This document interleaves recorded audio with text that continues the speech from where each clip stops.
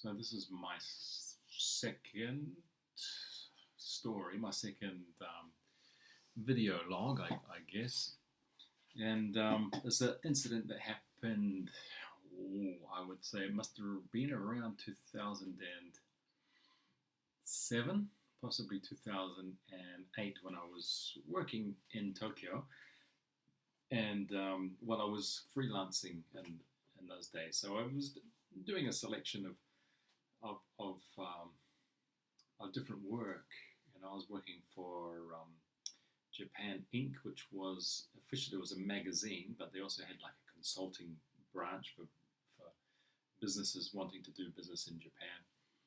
I was working on the magazine, the advertising sales side of the story, because the articles were actually advertisements. So people were actually paying for probably 50% of the information in there was either an official advertisement or it was an article which was hidden as advertising. So, but anyway, and I was living in Ebisu, in the center of Tokyo, and it was a great location to be actually in Ebisu, because living there, I could basically walk to work. I could walk to the main office of Japan Inc., which was in Minami Aoyama. So, and was also working at a production company, a robot production company, in a freelance kind of when needed basis. So I managed to strike up a deal with them to have a retainer. So they'd pay me a certain amount every month, and whenever they needed me, they'd call me, and I would either go to the office, which was luckily just down the road from my small apartment, probably a 3-minute walk, literally, or I would arrange my schedule so that I could go and spend a full day or half a day or whatever required. Sometimes I'd just answer some questions on the phone. But anyway, so I was on a retainer with Robot Productions, which was really interesting, because they were doing all sorts of different projects. There was translation to do for movies that were coming through, subtitles to work on. They had a video game section, so they had a lot of stuff being produced there in animation, and a movie section. They had advertising section, and I was the person that if anybody had any questions really about English, as in to when they were presenting directors who were pitching a presentation to one of the large advertising firms, for example, if it was an international campaign or had some sort of association with another country, they'd often need to have things either put through me or just talk to me, troubleshooting. Sometimes asking me to do copywriting for certain campaigns. So it was quite an interesting, varied kind of job, and with some great people in a really creative situation. But anyway, I met the staff of this while I was doing a TV ad myself. I think it was Kao toothpaste commercial, and I was dressed as a yellow blob of plaque and sitting on a tooth, and so I got to play a piece of plaque being washed down the sink and brushed off, and that was done by Robot Communications. But they did a whole bunch of projects actually, movies and things too. So I met the staff there, and they said to me, and they noticed that I spoke Japanese quite fluently, because a lot of the foreigners working, in the TV or movie industry or the modeling industry, whatever it was, most people didn't speak Japanese, or they spoke okay, but they noticed that I was quite confident in Japanese, and they just said to me, "Oh, look, we're going to be opening a new branch, because more and more we're having more projects to do with United States and Europe, and so we really feel that our future direction, or part of our future direction, is going to be that we need to be able to deal with have a foreign interface department." So they set up the foreign affairs, called the Foreign Affairs Department. So, or the International Affairs Department, or something like that. Anyway, so and there were 4 people in there, and then they needed a bilingual, a foreigner who was fluent in Japanese and could work in the industry and understood how the industry worked. So they approached me about that, and about a year later, actually it came true, and I found myself working for them once they set up that department. Yeah, great opportunity. So here I was living in Ebisu. I would maybe once or twice a week. I might spend 2 days in the office there. I was also doing advertising sales for Japan Inc. Sometimes, a couple of times, they brought me on board on their business consulting wing as well. But also, as that was a very multi-talented kind of office, they had their hands in all kinds of different pies. So I managed to do a variety of things, actually. So I didn't have one particular job description. So I was, as well as still answering phone calls and going to auditions for TV advertising or photo shoots or for movies, etc. So in order to be able to have a life where I could, have the time to do auditions, and then also perhaps have 2 or 3 days a week to go and do the jobs, go and do a photo shoot or to shoot a movie, I needed to have a very flexible job. So this was the perfect way. So on the sales side, I was visiting clients in their office. I didn't have to sit at the main office every day. I could if I wanted to. That was an option, but because I was quite free to do what I wanted, I needed to do was get them to sign the contract, and they pay the fees. I get my commission, which was a generous commission actually, that was sort of like 20% or somewhere. So yes, that allowed me to have quite a flexible lifestyle, which was my was really my goal, and it wasn't actually easy to achieve that, because normally you've got to stay and live in a country or in a foreign country like Japan, you need to have a fixed kind of contract and to get your visa and that kind of thing. So I sort of worked out later on that I could sponsor my own visa through these different companies providing me contracts. I could actually sponsor myself. So that was great. So where was I going with this story? Oh yeah, so just a small incident that happened one day. I was on the way to work to the Japan Inc. office in Minami Aoyama, walking up one of those main roads. I can't remember all the roads now, so I haven't been to Japan for over 12 years now, 13 years. It's on the tip of my tongue, that big road that runs up from Ebisu station, and it goes up the hill towards the highway and towards Minami Aoyama. Anyway, I was walking up there one day, and I saw this kind of guy, this foreign guy, riding a bicycle in the opposite direction on my side, and he was kind of looking around like he was sort of like obviously new to the area, and he had a very peculiar kind of face, and I kind of went, and it was a familiar face, and I didn't know if it was familiar because it was unusual, or because actually, or did I actually know this person, or I'd just seen them. I wasn't quite sure.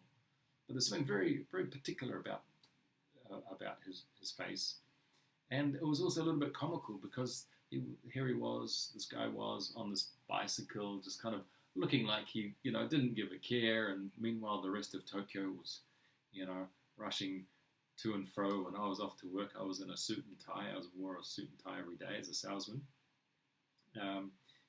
Sometimes a tie was optional, but pretty much it was a suit. Was standard fare in Tokyo. So anyway, I thought, oh yeah, funny. I think I know him from somewhere, but I thought maybe I'd work with him on one of the TV ads or something like that. And then I think it was actually the next day, I was off again to work, and I saw that guy walking towards me, and as it was a hill, he sort of had a high elevation. And this guy's walking towards me, but today with sunglasses on. So that was the first thing. I was like, oh, yeah, that's the same guy. I recognized that face. Oh, he's got sunglasses. So I sure it's him? Yeah, I think it's him. And he's walking along, as I say, because of the elevation, it sort of had this feel that he was a lot taller than me, and he might be actually. And he walked, and he got to about within 2 paces of me, and suddenly it clicked. And I just instinctively, we just said, Tarantino, what are you doing in Japan? You know? And he stopped. And he stopped, and he looked left, looked right, took off his sunglasses, and then he said, oh, I'm just here to, I'm shooting a movie. And I'm like, what's it about?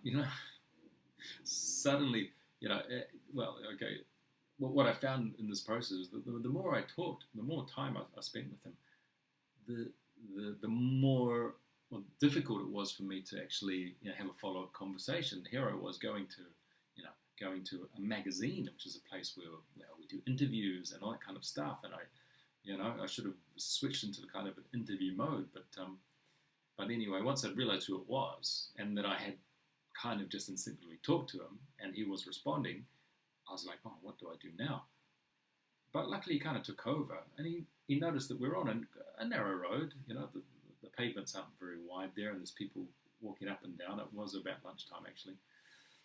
And he purposely moved to the side so that people could get past, and that so I could also go to the side too, and so that he could talk. And he just started explaining to me that, oh, yeah, he's here because they're doing a movie about this guy who was an Elvis Presley impersonator, and I think who was living in Japan.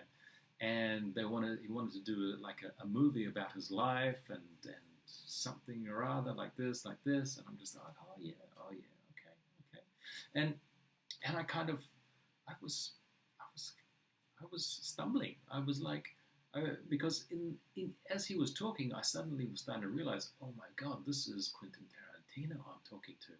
I kind of felt like the sky had opened and the gods from Hollywood had put their thumb on me, And I just did the classic kind of, the classic tongue-tied kind of thing. Well, tongue-tied actually kind of, I went a little bit silent. And so, but every time there was a gap of me thinking, God, what do I say to this guy now? Because a whole lot of things were going through my head, actually. I had a flood of kind of ideas. I thought, do I tell him that I'm also, that I act sometimes? Do I tell him that I'd made a movie about a year ago with one of his main characters from Kill Bill, and Kill Bill was one of my most favorite movies, and the first time I saw it, I had no idea who Quentin Tarantino was. And when I found out it was a white guy, a foreigner who directed that movie, I didn't believe it. I couldn't believe it because, as a martial artist, I grew up watching Chinese movies. My high school friend and karate club friend, Adrian Ng, he was Chinese, and he used to bring me videos from his Chinese community that I'd watch, and they're all kung fu movies in Cantonese, and there was no English in them, and it was just like, I love these things.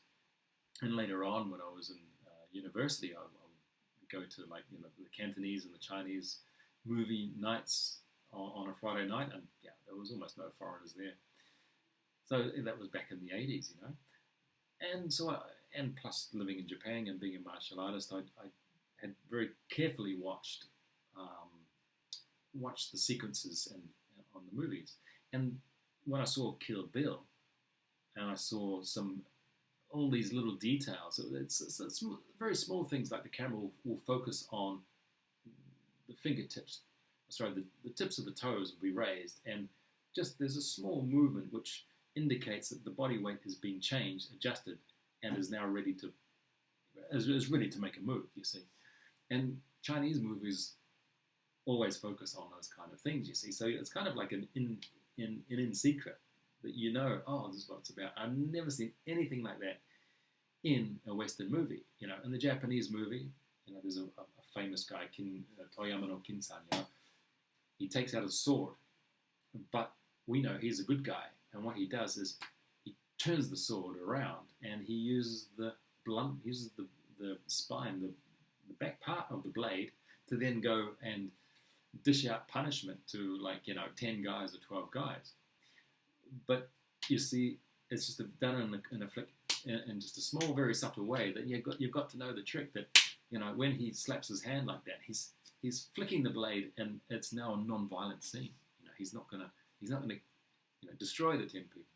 So just little things like that. What I could see the whole time I was watching this Kill Bill movie, that all these things were in there, and I was just like, oh, this is great. It's a mixture of Chinese and Japanese, and all the things that I loved about about martial arts movies and things was all there. So when somebody told me that a foreigner made it, it was my brother. My brother Simon took me to see it. Actually, he was the one who said, "Come on, let's go see this." And I was like, "You're out of your mind! This director, there's no way the director is a white guy. It'd have to be at least as nutty as I have been my whole life about these things to even get close to it. And then he'd probably have to be even worse. It's got to be a real complete nutter on those things.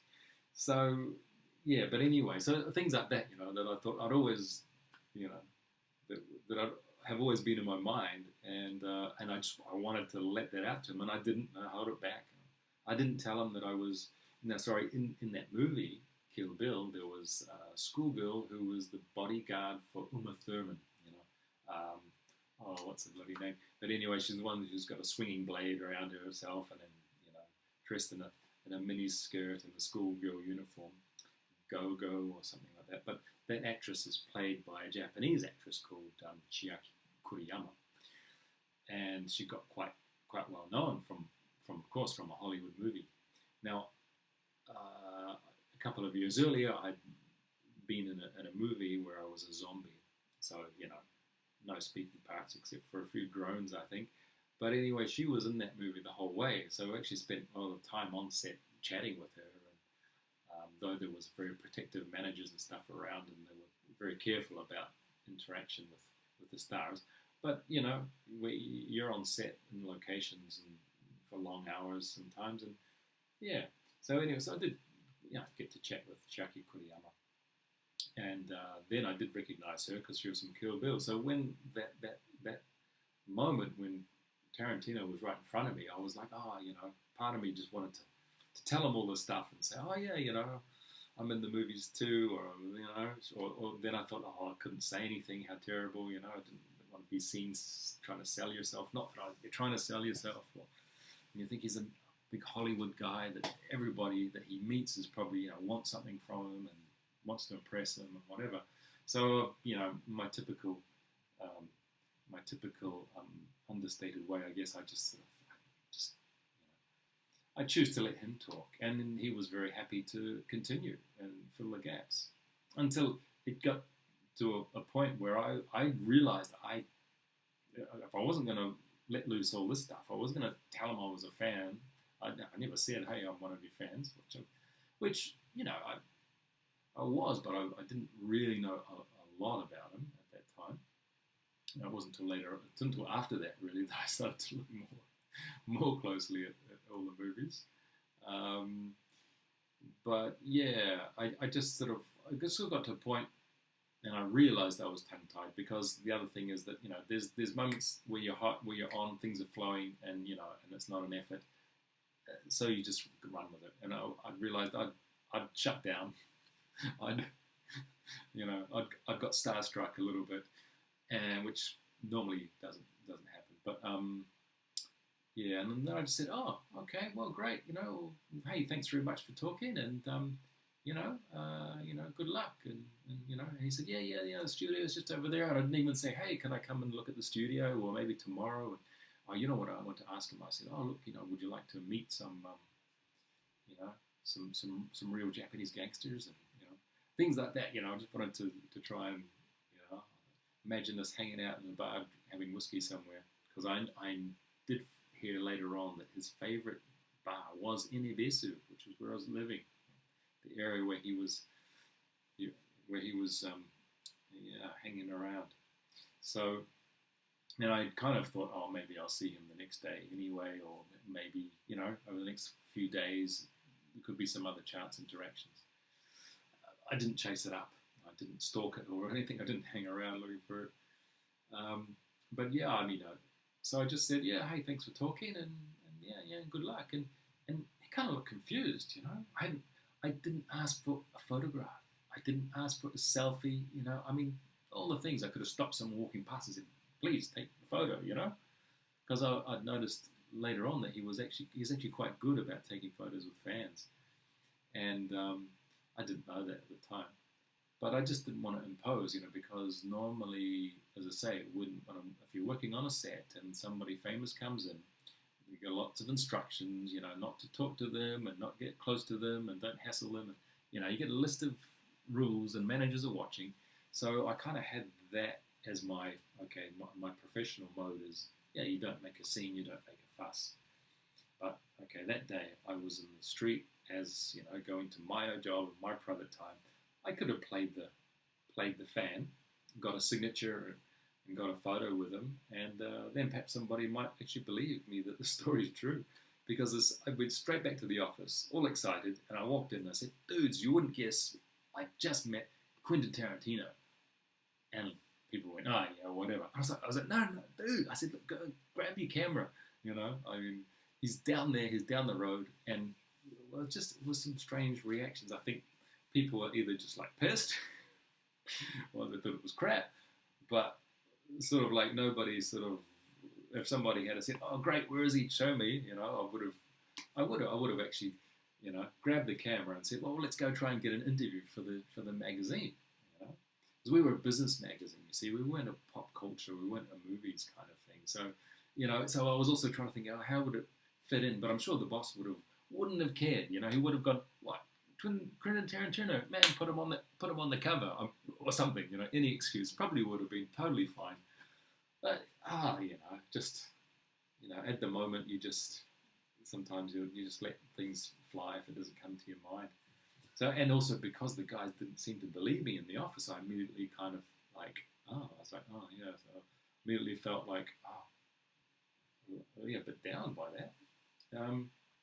But anyway, that is actually the normal reaction anyway, and is that, yeah, most people don't believe that I actually managed to meet him and actually had a chat, and he was totally fine. He was just, as I said, he moved out of the way, let the people pass, let people go to work, and he was happy to chat. And at the end, when I said, well, good luck, and you know, yeah, you know, hope it all goes well, and see you later, he looked confused, because there was nothing, you know, there was nothing more to it. And he looked around, and he was probably looking for cameras to see whether, you know, this was a, you know, what do they call it?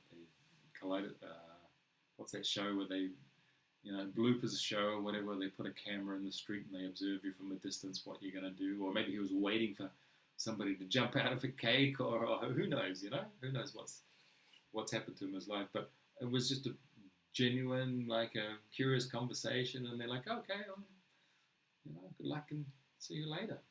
And yeah, so then I when he reacted like that, I realized, yeah, actually, I would have been totally fine just to, you know, rip open my shirt and say, sign my back, or at least take a photo together.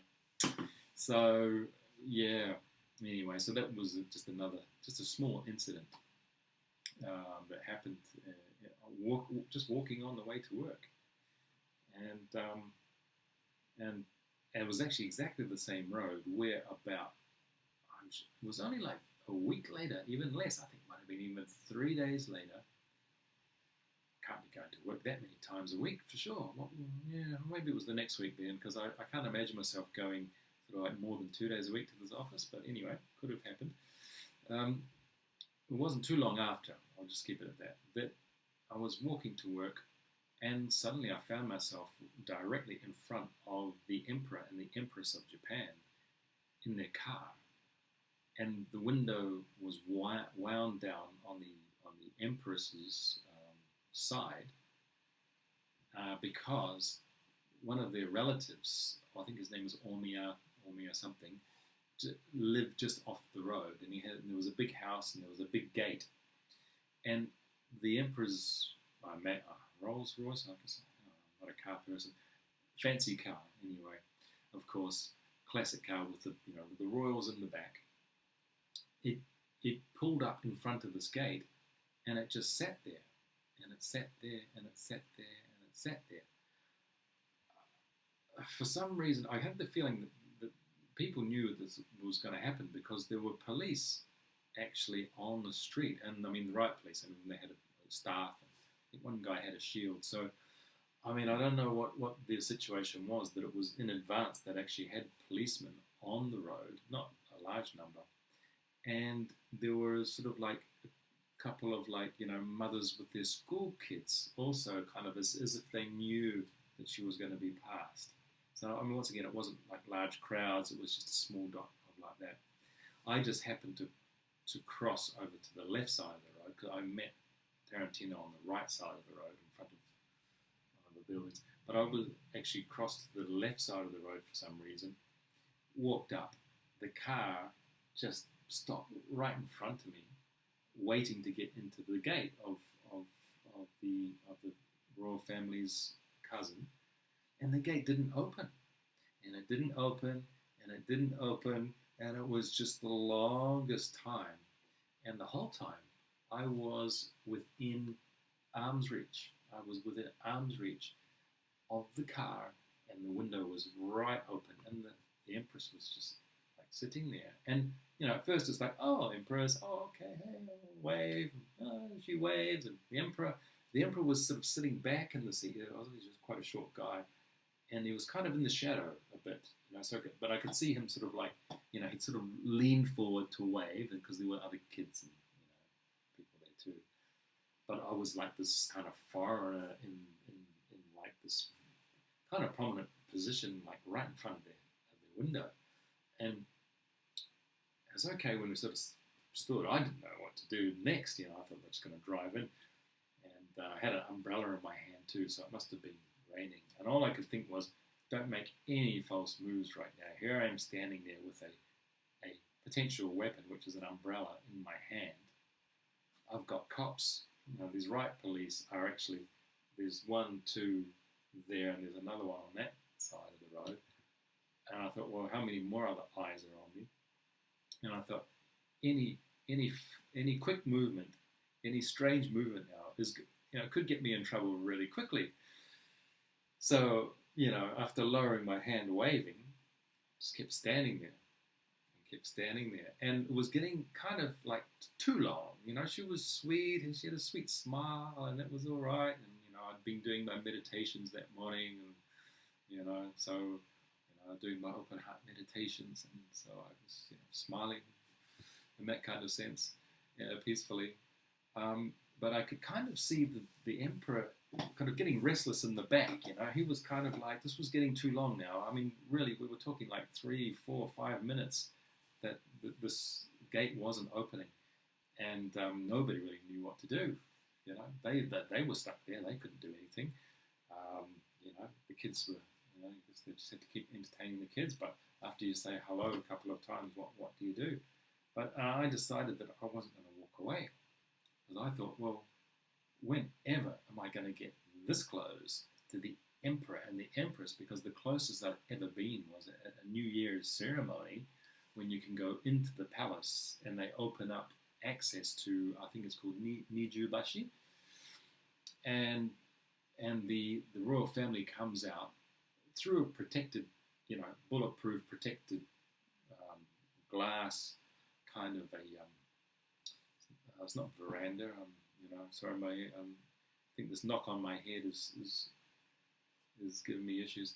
But so they come out and they onto a platform, which has got glass around it, and they, everybody, and it's actually quite, well, the first time I went, I think I went twice. The first time it was quite chilling because the Emperor came out, and everybody just went, wow, we had all flags, Japanese flags there, and the whole crowd went wild, and they just were like, Banzai, Banzai, Banzai. It was like watching an old war movie, where they cried Banzai.